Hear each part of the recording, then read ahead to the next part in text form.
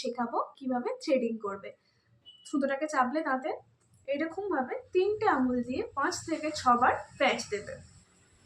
দেওয়ার পর বুড়ো আঙুলটা ঠিক এই সুতোর ফাঁকে গলে যাবে।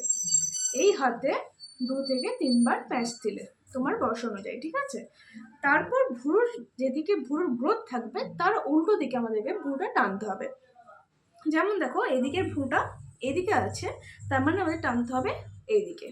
তাহলে আমরা কি করব, দেখো সেম ভাবে প্যাঁচ দিলাম, এই হাতে 2 বার গলালাম, ঠিক একদম মিডিল অনুযায়ী ভুরুর একদম সোজাসুজি এইভাবে টানতে হবে। ঠিক ভুরু ঘুরে যাবে, তোমার সুতো ঘুরে যাবে।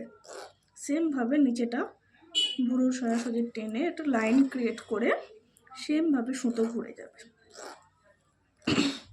এইদিকে যখন করবে টানটা হবে এইদিকে, তখন আমাদেরকে কি করতে হবে, ডামিটাকে ঘুরিয়ে নিয়ে সেমভাবে টানতে হবে। বুঝতে পারলে? এভাবে আমাদের ভুরু প্লাগ করতে হয়।